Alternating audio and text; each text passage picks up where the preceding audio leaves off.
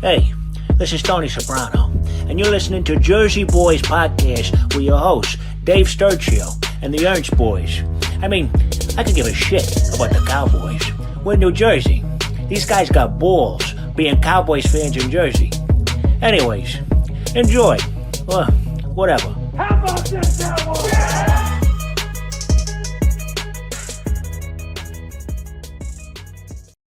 Cowboys Nation, what's going on? It's Dave Sturchio alongside Keith Ernst, America's fan, the Grinch himself. Another episode of Jersey Boyz Podcast coming to you on the air on the Chop Sports Media YouTube channel. Brett Ernst on assignment right now. We'll figure out if he jumps on, yes or no. We'll find out in just a little bit. But if not, you just got me and the Grinch. Now, there's nothing to Grinch about here, I don't think. Yeah, I guess there is. There's a lot to Grinch about. But I will say, Keith, we did not lose to the Green Bay Packers. How does that make you feel? For starters, we didn't lose. I was shocked. I thought we all were. I thought we'd get killed. I mean, I got the 40 points right. Green Bay put up. I just didn't think we put up 40. You know what's so funny? I was talking to my brother prior to the day, during the middle of the day. We were talking about the game, and he's like, the only way we could score, or if we win, is if we score 40 and we give up 40. And I'm like, no, that would be a tie. We literally said that in the middle of the day. I swear to God, my brother said that. Crazy. And I was like, and then he texted me this morning. He's like, hey, remember that time I said it'd be 40-40? And I'm like, yeah, good call. But yes, the Dallas Cowboys tie the Green Bay Packers 40-40. And it's the second highest tie game in NFL history. It's the first tie game for the Dallas Cowboys since 1969. Before that was 1960. So they've only done it twice in the 60s. That's it. My dad was adamant that they did it against the Cardinals once upon a time, but he said he must have been wrong or whatever. He was thinking about a certain game. He's like, I'm pretty sure it was against the Cardinals, and talking about maybe not the 60s, if sometime he can recollect it. But in any event, look, when you see the score on the scoreboard, Keith, it's 40-40. You're thinking the obvious, hey, offense came to play and the defense did not, right? So we'll start with the bad first, because we'll just go in chronological order. In the beginning of the game, it looked bleak. It looked like we couldn't get anything going. Offensively, couldn't score. The Packers were going down there at will. So we start with the bad. Just how bad is this secondary, man? Because it's there was rumors over the week that Eberflus changed to a one-word audible system, where it was a one-word check down.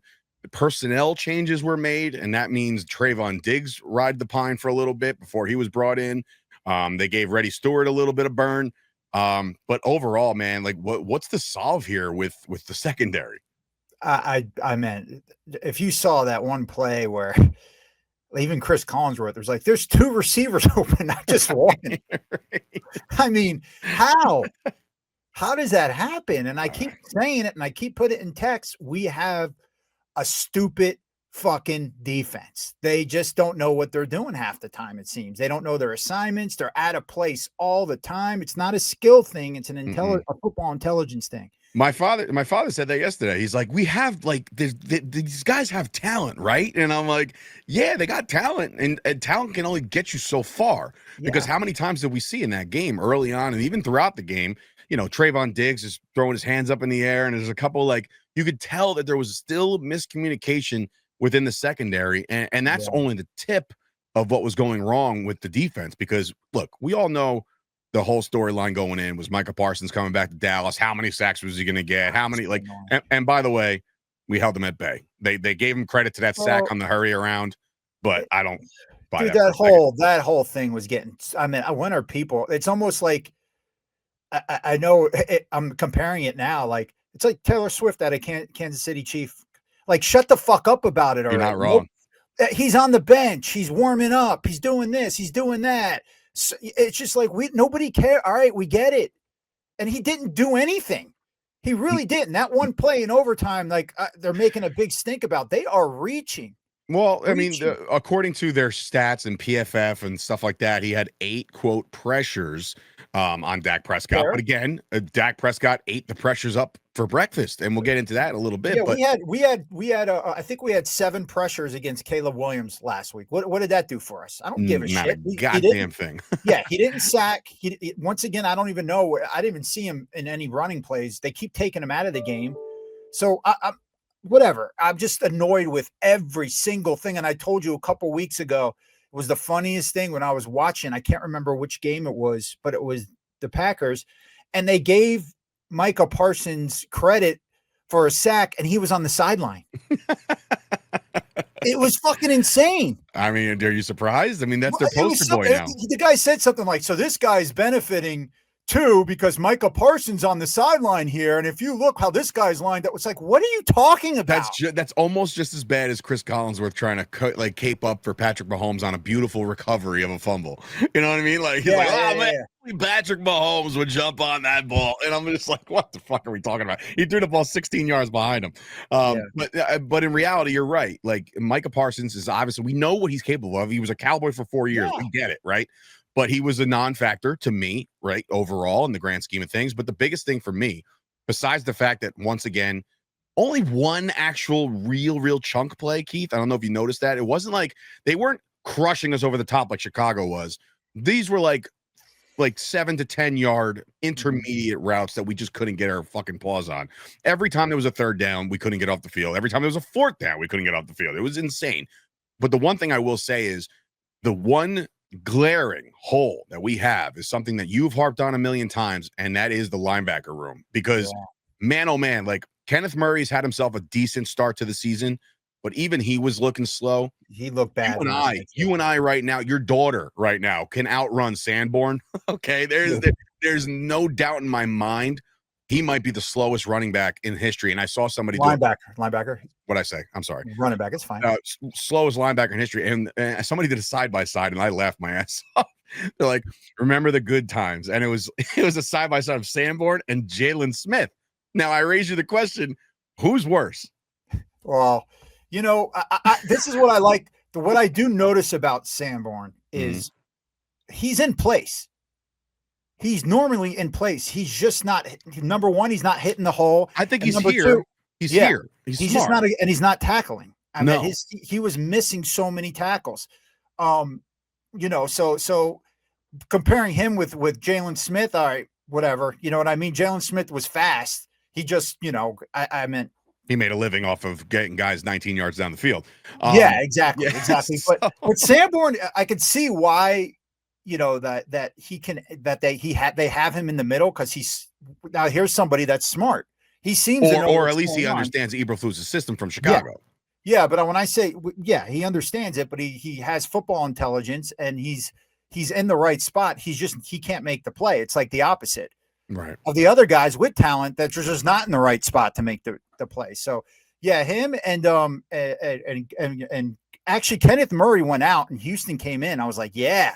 Houston, I didn't want Murray to come back in. I was like, no, Houston still looks like a baller, and he looks like one of our better pass rushers. I mean, look, J. Davion Clowney came in there, and he did his thing. Like, he was in on that strip. He was in on that fumble recovery, so he was like right there. Right? Did you see that on the run that they had when he did that spin move? It was dope. Yeah, I mean, and look, he blew up the play by making a football play. So that was pretty impressive by him. And then Luafo, and that's what I mean. We're just the stupid, dumb Luafo. Like, and I defend football players a lot because I know how intense the game can be. All right, I know how fast the game could be too, and the emotions behind it because you got to be angry to play, and I get it.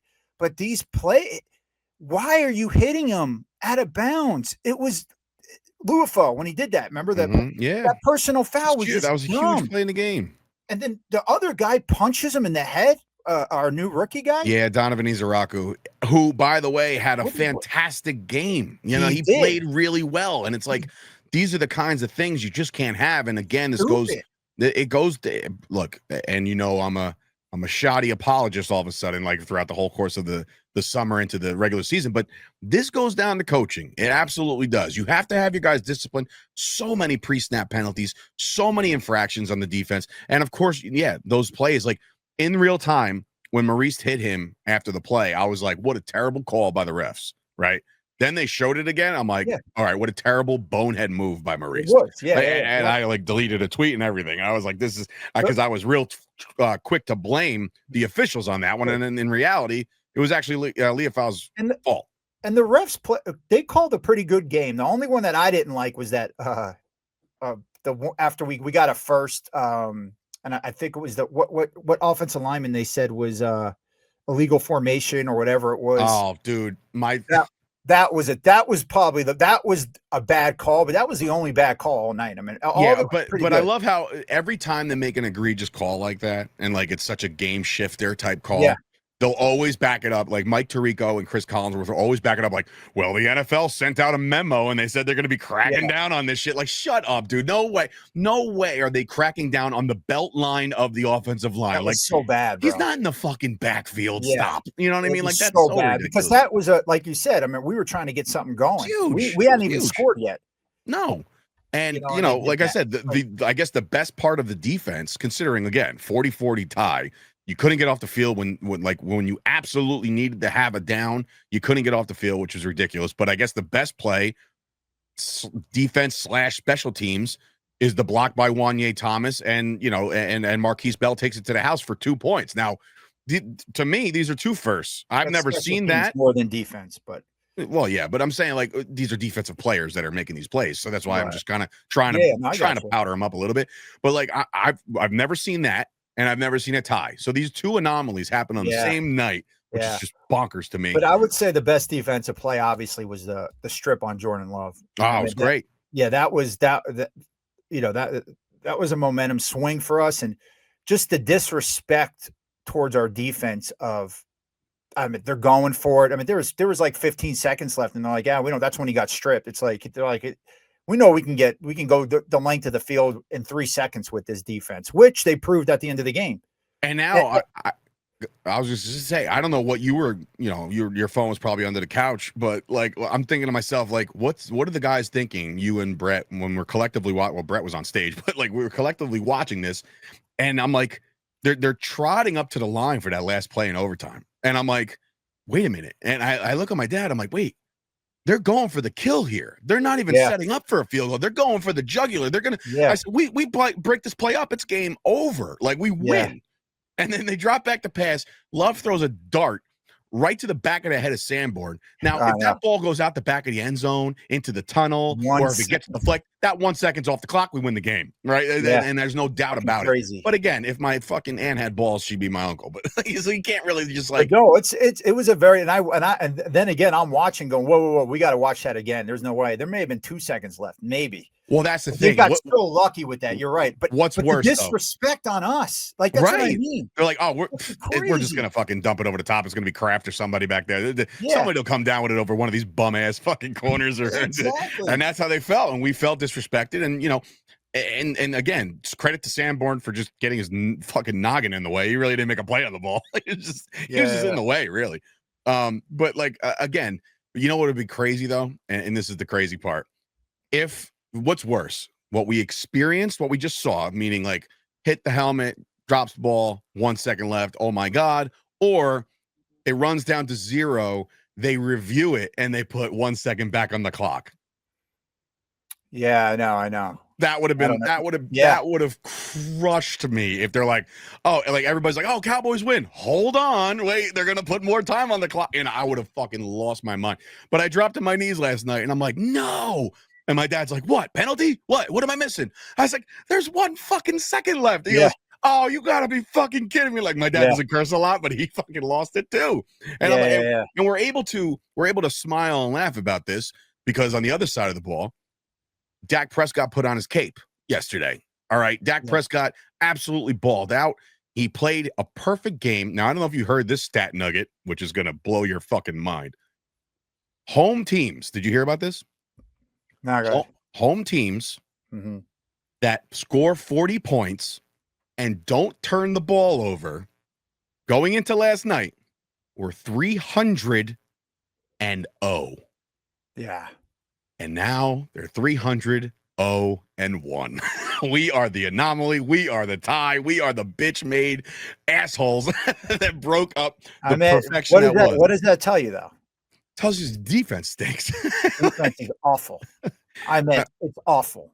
I don't know how. I know we just were talking about the offense now, but bro, the Packers scored on every drive in the second half. Five in a row. Every fucking drive. And even when we got ahead and there's 30 seconds left, they just have to stop them. That's it. It was giving me PTSD, bro, from the playoff game. Every drive. Just boop, boop, boop, boop, boop. I'm like, dude, get a stop. But that's not even what I'm just saying is the whole second half. We score a touchdown, then they score a touchdown, then we kick a field goal, and then all we have to do is stop them again. After we scored that touchdown, they let them score a touchdown. Just stop them. There's 30 seconds left. Nothing. They just drive down and kick a field goal with no time left. What it's reminiscent of is the New York Giant game where they scored with 25 seconds left on a bomb on a touchdown. And that game was taken to the fucking end. But that's my point. And they were both overtime games. But it's just it's the defense is I don't get it. And it has nothing to do with Micah Parsons at all. No. Our defense sucked with him there. Right. And a lot of people finally started to, double down on that, and they started to say to themselves, like, okay, not a lot would have been different. Like, do you think, honestly, in your heart of hearts, Keith, in a game like last night, that if Micah Parsons was on our team, that we'd win? No. Right? Like, so it's like the defensive secondary had so many mental lapses in last night's game that it's just like, okay, I don't know. And I asked you this question last week. Are we 1 player, 2 player, 3 players away from being a decent defense? Now, they came out with the rankings today, and the Dallas Cowboys yards per game are the #1 offense in the league. And we'll talk about that in a second, but they're also the 32nd ranked defense. So that's a true fucking stack. We are #1 and number 32. If the Dallas Cowboys can get to like 16, we might be an elite team. You know what I'm saying? Like if we become a middle of the pack defense, we can win a lot of fucking football games with this offense. But if they play like can't. that every week, right? You just can't. So flipping to the other side, obviously, the defense just didn't do us any favors. But the offense humming, right? After that first slow start, which it seems to be the MO since we've been doing this fucking podcast, is slow starts for the Cowboys. Sometimes they'll go out there and shock you and say, oh, opening drive touchdown. That's okay. Like that doesn't happen often, right? But when they don't, it's always the same MO. Like, they can't get off to it's a slow start, blah, blah, blah. So after the slow start, you're watching this and you're like, okay, how can we get going? We're down CeeDee Lamb. And then your boy, your favorite receiver, you think the wide receiver 1 on this team, George Pickens, has himself an absolute crazy good night, including a catch that I don't know how many people can come down with that ball, that concentration, man. That's exactly what you saw. You saw specifically when him coming up. He's one of the better guys in the league. Yeah, I thought he would, and I know people won't argue. I thought he was the best receiver last year in the NFL. I'd have that conversation with you on text. And I'm still in awe. He did have that one drop that would have been a touchdown, possibly on that slant skinny post. But hey. The catches he made did make up for it. And also there was one where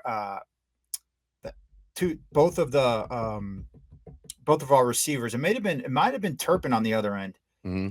Or I don't know if it was Tolbert, but regardless, they both did fade routes.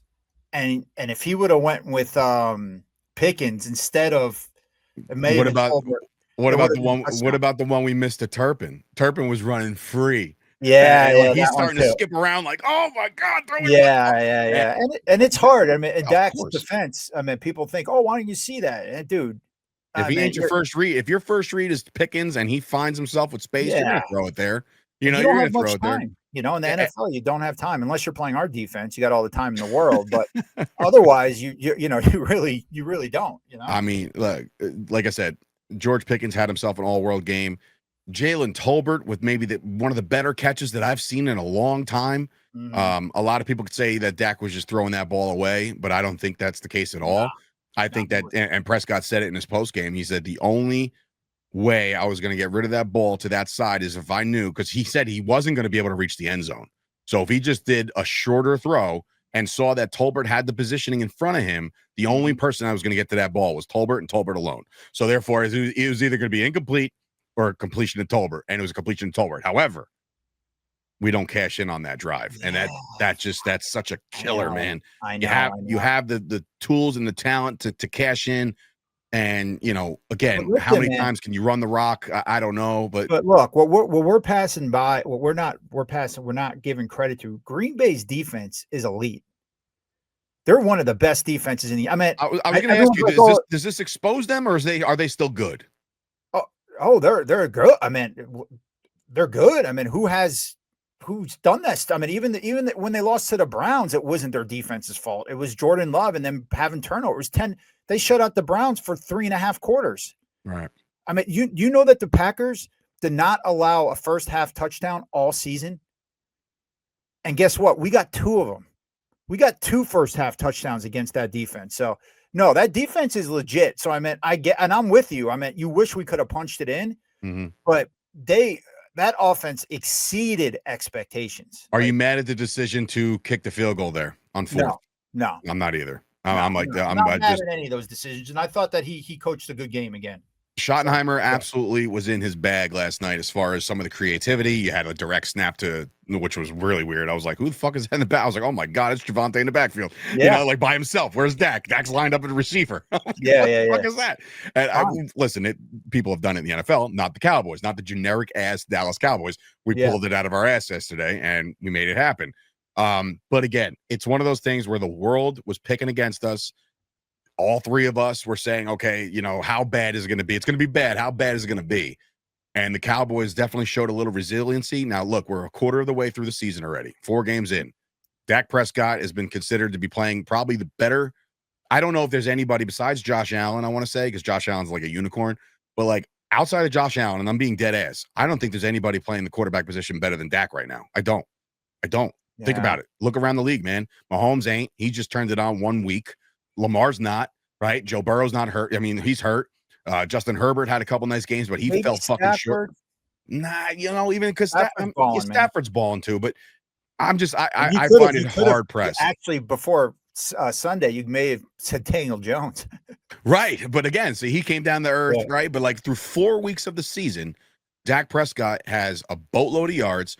He does have 3 turnovers, right? He has three interceptions, but he also has 6 touchdowns in 4 games. And, because now we have a running game now, you don't have to unleash that all the time. And you can't say, I mean, look, I know that we've had this discussion on this show a million times about, can you put the team on his back when they're down? And he was called upon to do that multiple times last night, and he did, right? Yeah, so he did. He played his ass off, and now you just hope that there's consistency. That's what I want. Yeah, I'm not granting him anything because I've said this in the beginning of the season. I love how he played, but I'm still thinking the same thing of him. I just don't know if he can get it done when it really happens. I'm sorry.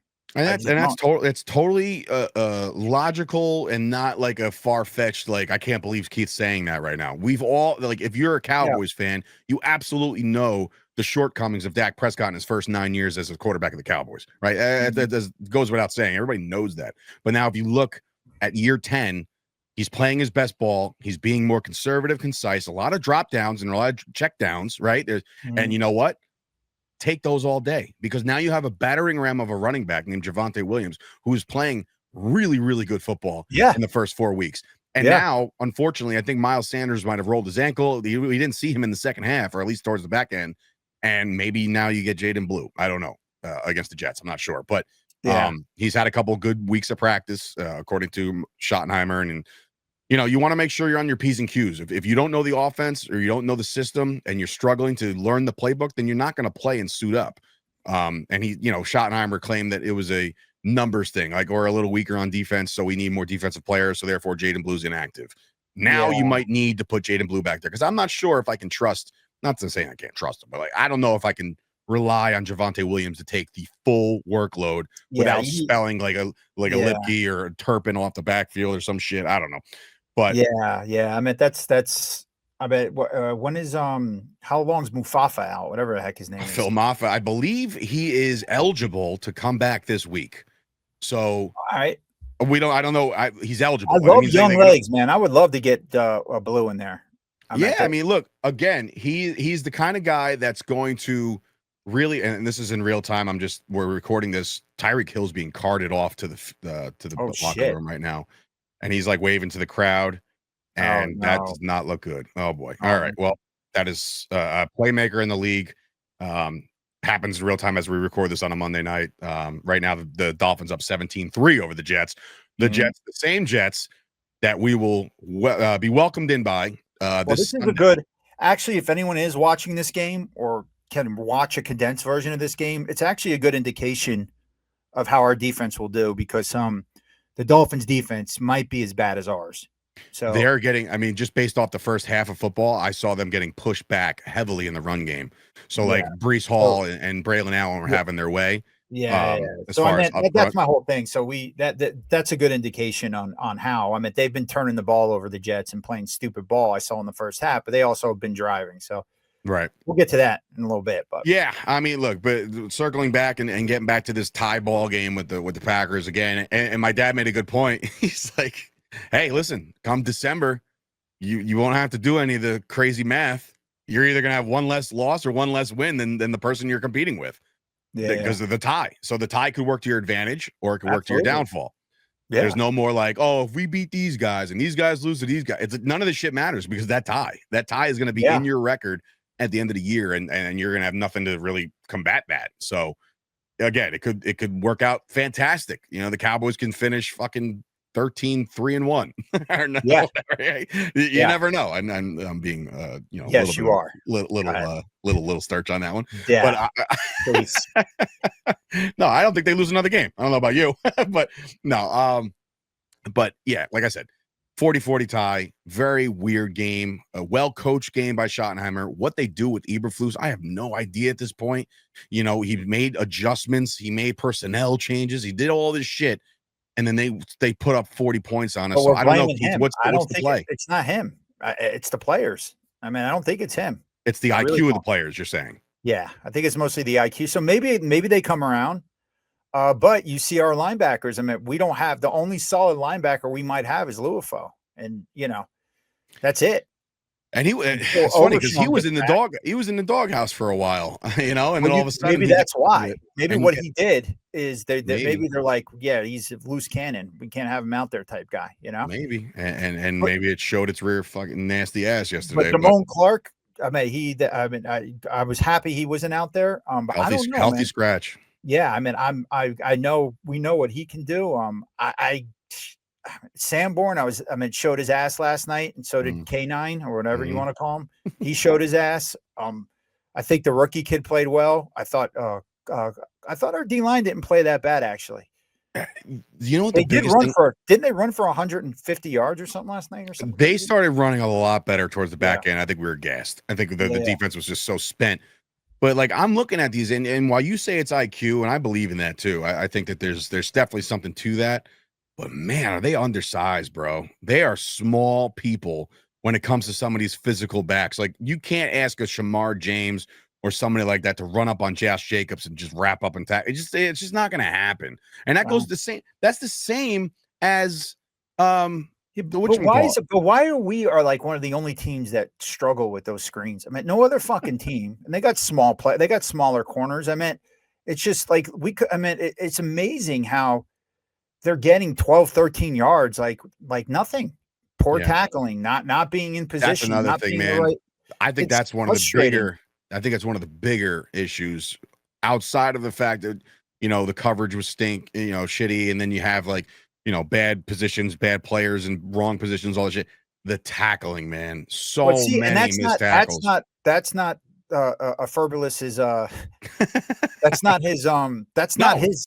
I mean, all he can do is put people in position to make the play. He can't make the play for them. No, you expect these players to know these things when you're playing in the NFL, how to tackle and things like that, and it's piss poor. And I blame that on our GM and who's bringing the players in.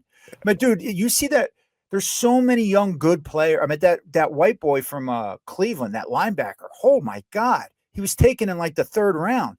He is killing it. He's the dude that that lit up Jordan Love and made the fun. I mean, he's starting right. I mean, there are good defensive players out there. We're just not grabbing them for some reason. There was a play on the Ireland game in the beginning of the day. Shit, man, what time does that game start for you? 6 a.m. That must be fucking awesome. Like just literally like your alarm's set, you wake up, you're like, oh, who's on football? But no, there was a play where Jordan Addison got free and he just started bolting down the sidelines. And fucking the white linebacker, what the hell's his name? Peyton something. I forget his name, but it's somebody that I wanted when Dallas was looking for a linebacker. He fucking ran down a receiver, and I'm like, wow, the fucking speed of this guy. I'm like, and then I see his name, and I'm like, fuck, we could have had him. Was that the one where they didn't end up scoring a touchdown? They kicked a field goal because he stopped them. There was a play where maybe that like they're like, wow, what hustle? If he didn't hustle and let him score, then they would have been just would have been a touchdown, not a field goal, which is kind of cool. Yeah. But anyway, I mean, I don't know, man. It's just like I said, defensively, I think that obviously we say they're talented, but could be fast. You could be fast, but you can't, not knowing how to tackle and having the basics. Yeah, because 9 times out of 10, you could run right by these guys. You know what I mean? Like a lot of these had a good hit though last night. On one play. You know what though? That I know which one you're talking about. He like lays his shoulder down and he just doesn't matter. He got him down, man. And again, there was one play where he almost jumped the route and he almost took it to the house. Yeah, There was one that he actually did pick and they called it back on a penalty, which you can't have. But yeah, I mean, look, there are some glimmers of good play on defense. They just got to put it all together. And I don't know if there's a team, and this is the same thing that you're saying, or what my dad is, or other people, or other Cowboys fans are saying. That I'm like, oh, well, they got Carolina coming up, and that could be a get right. I don't think there's anybody on the schedule that's a get right game for Dallas right now. No, you know what I mean? Like, there isn't. It's unfortunate. No. And we let Russell Wilson look like a superstar. Who was now benched. That's our Saints game, by the way. I mean, every single quarterback pretty much abused us, including Jalen Hurts, even though it was one half. But I meant running the ball, whatever. But they can't seem to produce their offense right now. But they're still 4-0. There is not one team, even Justin Fields next week. There is no one we could look by. There is no. I'm bringing this up. There's not one. I can't see us sleepwalking at all to any victories. I didn't know the defense was going to be this bad. I really nobody. I don't think anybody did. Yeah, I thought we did have an improvement at our linebackers, and I thought this defense that he was running may have. I was hoping that we had the players to support it, and we just don't. And the unfortunate part is I'm sitting there, I'm thinking to myself, like, well, we'll get Overshawn back, right? And that will be a good burst to the linebacking core. It will. I just hope that we're in it still by the time he comes back. I hope we don't lose a bunch of games prior to, and then the games he comes back, they don't mean anything. You know what I mean? Like, because if he's trying to get back before Thanksgiving, which is, I guess that's the goal for him. After Thanksgiving, you got a month left of football. If you're out of it by Thanksgiving, it's like, okay, great. Like, it's good to see him back on the field. And what a story, everybody. It's like, but is it going to be a story when we're 5-11-1 and it's like, who gives a shit? Well, so if you look, I mean, when there's like this game here is one where this Green Bay game, I thought we didn't have a chance at all. So the Jets game, we have a chance. The Denver game, we have a chance. I mean, there are chances in these games where I don't know the next team that we play that, I have to look at the Jets schedule. And then it's the Panthers. Yeah. All right. So I believe it's the Redskins after that. So, maybe I don't know how they're going to be doing at the time, but there's a chance, and we play them well. We always play Washington well. Even when last year, the last game of the year, we played them well, even though we beat them. We did beat them last year. But I meant in the last game, we almost beat him again with. I'm kind of curious to know how bad this knee is for Jaden Daniels, because I mean, like he's missed 2 games already. Yeah, he said he's going to start. So. Yeah, but like you also don't want to RG3 another Redskin quarterback. You know what I mean? You rush him back and he just gets banged up. It's like that's all she wrote. That's your future right there. You can't get too crazy. So if I was the Redskins, I would say, you know what, just take the rest of the year off. You're fine.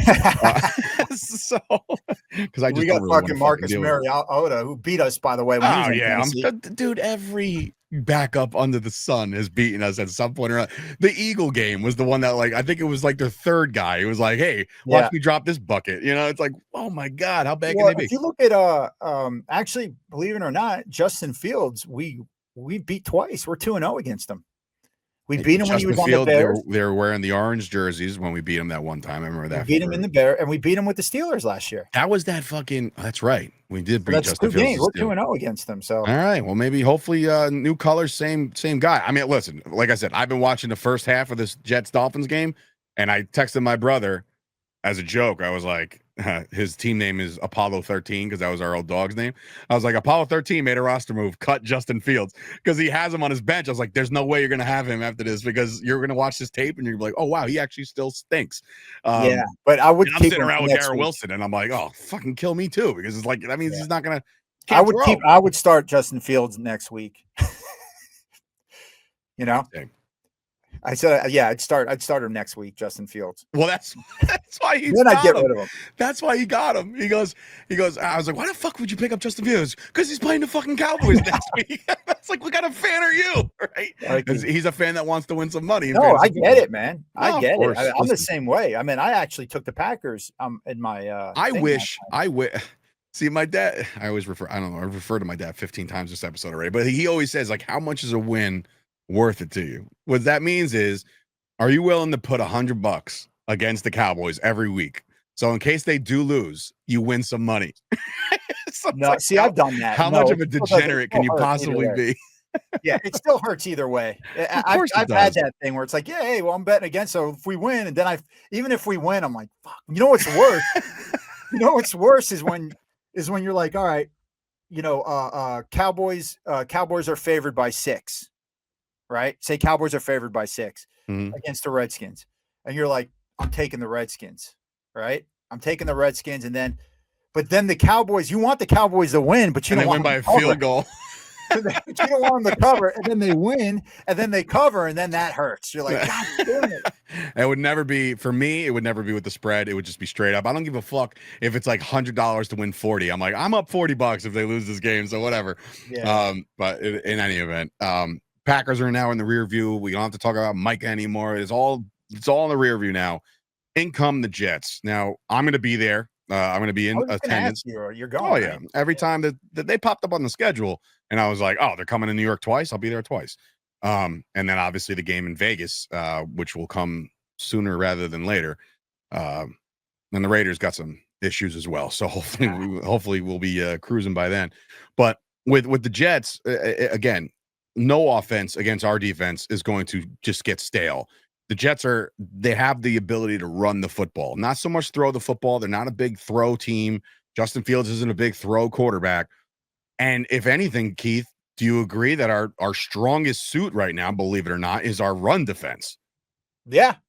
Yeah. I mean, Brees Hall is a beast, but yeah. I bet what running backs have we won against? I just want Justin Fields just took one to the house for like 40 yards. Yeah. So We're that's so fucked. so don't be shocked if they don't watch tape of the Philly game, because that's more because Justin Fields is gonna end up running a lot at quarterback. He's gonna end up running. So I meant and then we don't have the speed to have a spy. Do you remember I thought a few years back I thought Justin Fields was gonna be one of the best quarterbacks in the NFC.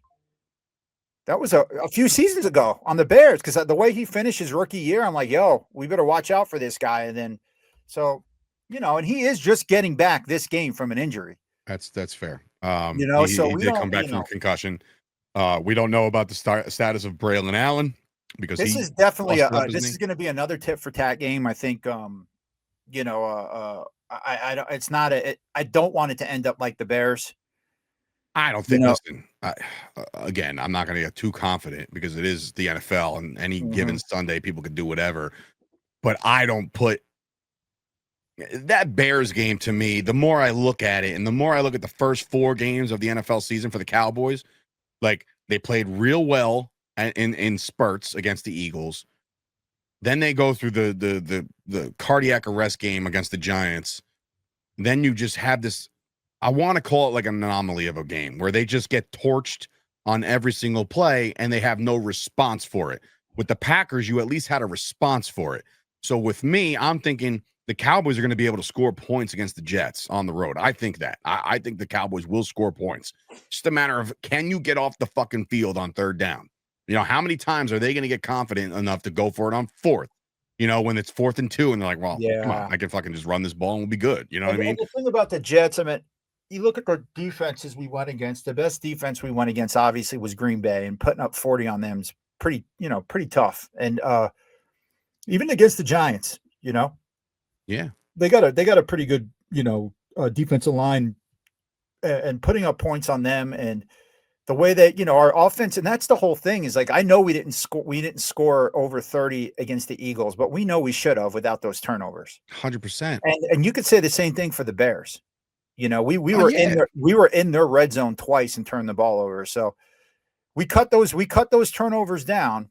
We play mistake free as far as that goes. Yeah, there's a good chance, we can win the game and maybe feel a little comfortable, but I just don't see us slowing down the Jets unless we take them out of their game. Isn't it crazy though that in the first 4 weeks we're trying to take the good and the bad, and it's obvious, right? The good is the offense, the bad is the defense, and the good is the special teams because Aubrey can kick it from anywhere on the planet, right? Great, but like this team, no bullshit, is like a crazy ending away in the Giants and a crazy ending away the Packers being 0-4. I know. But in the same reference, we're a couple drop passes and a field goal 1 second away from being 3-1. Yeah, it's the weirdest fucking start to an NFL season that you know what killed us, man, and you're just looking at like going back to the Bears game. They went 3 and out. The Bears first. They punt to us. We're driving, and then we're on the 25 when he gets stripped. I mean, if that doesn't happen, I say that's a different game.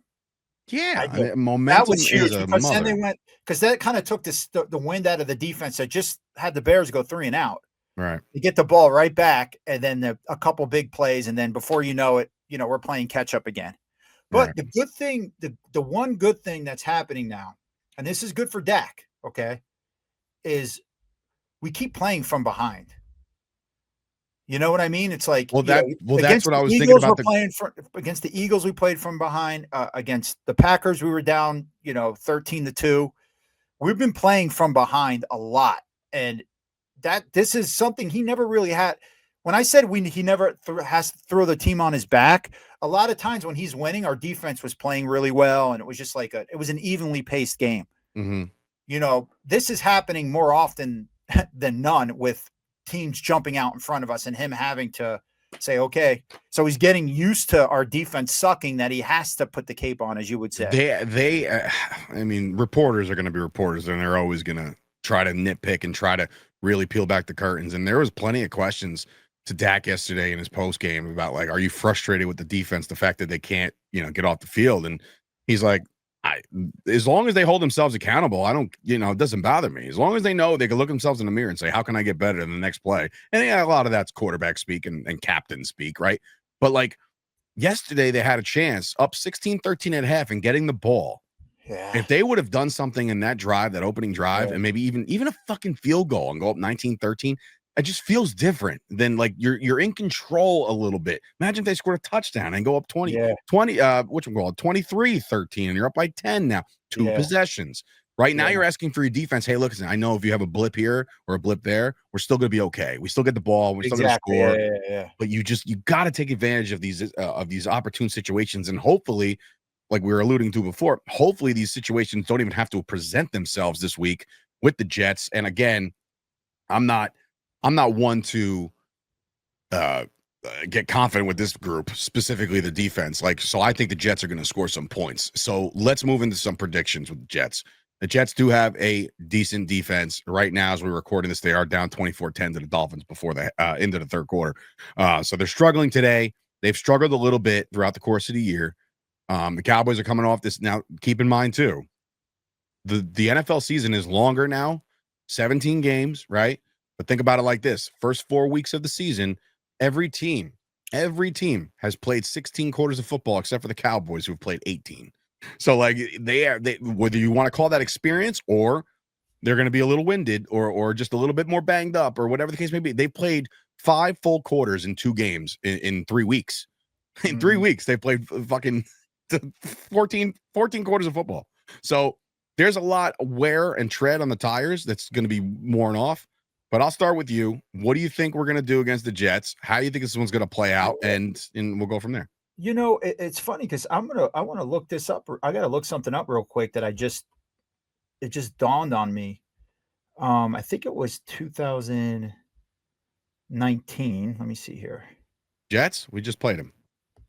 No. That's what I meant. Because I was at the. Oh, yeah. Okay. No, that's the game we beat them in Texas. So, yeah. So we played the Jets at New York, if you remember, and they beat our ass. You were there, I'm sure, with Sam Darnold was the quarterback. It was Sam Darnold's first win, I believe. Of course it was. Yeah. And yep, I'm looking at it now. Here's the crazy part. This is fucking nuts. And this psychopath here remembers shit like this, okay? All right.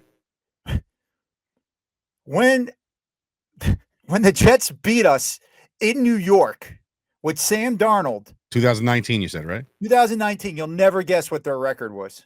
Going in? Yeah. Who, the Cowboys or the Jets? No, the Jets. The Jets' record was definitely 0-4? Yeah.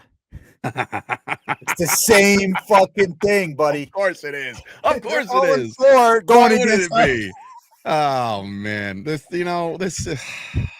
I need the Jets to come back and win tonight. Is what exactly. I need. That's 6 years ago. So you're looking at history repeating itself, possibly by them getting all. What was our record going in? That I'd have to look up. I'm going to guess we were 2-2, maybe. Okay, that's what I'm going to guess. Yeah, 2019 was a. Let me see. I'll tell you right now. Try to think of what year that was. It was obviously before Dak got hurt in 2020. I don't even remember. 2019 must have been. It's the year before CeeDee Lamb was drafted in 2020. So it's probably Amari Cooper, Michael Gallup, and company, and we were probably 2-2 or something like that. Right now, but yeah, I think we were 2-2. But I'll tell you one thing: we never tie, so not going to be the same record. All right. So what do you got? Who do you got? Do you got the Cowboys winning this game or what? You know,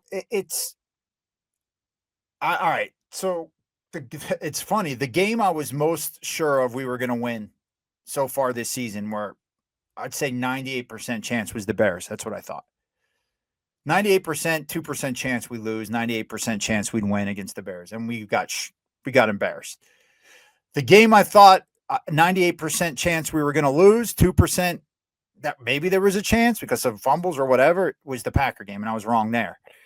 So this game I look at almost like the Bears. So, but I'm not going to say we're going to. There is no 98% anymore with this. I think you have to go into every game 50-50 at the minimum. So I think we win 30-26. Oof. All right. I got 30-20. So okay. I think 10-point win for the Cowboys. You got them with a 4-point win. The Cowboys are coming in, I believe, as 1.5-point favorites on the road. 2.5. Oh, 2. Oh, fuck, stop. Just stop. Just stop it right there. No more movement in the line. I don't want to get. By the time the game kicks off, it's like, oh, it's 4.5 now. It's like, oh my God. But, I see us in control and losing it, and then maybe, we do score a touchdown at the end to pull ahead. Say then it's like, and I could see it being like 23-20, right? At fourth quarter, then we score, then it's 30-20 your score, and then they get a garbage touchdown at the end. And miss the extra point? Something like that. Well, all right. Close. Well, listen, we both have the Cowboys winning this game to get to 2-2-1, which would, again, look phenomenal in comparison to what they could be right now. Yeah. But we'll see, man. This is why they play the games, and hopefully there's some adjustments. There's injury reports coming out tomorrow. We'll figure out who's more banged up than who. As far as the Jets injuries, the Cowboys injuries, there's going to be a lot to discuss throughout the week. Stay tuned to all things my Twitter, because I'm usually pretty informed and pretty in tune with everything. But definitely download the podcast, share, like the video, do everything you're supposed to do with the old YouTube ski. And for Dave Sturchio and, of course, Keith Ernst and Brett Ernst on assignment, this has been another episode of the Jersey Boyz Podcast, and we'll see you guys next week, hopefully at 2-2-1. Let's go, Cowboys. Hey, this is Tony Soprano, and you're listening to Jersey Boyz Podcast with your hosts, Dave Sturchio and the Ernst Boys. I mean, I could give a shit about the Cowboys. We're in New Jersey. These guys got balls being Cowboys fans in Jersey. Anyways, enjoy. Or whatever. How about this, Cowboys?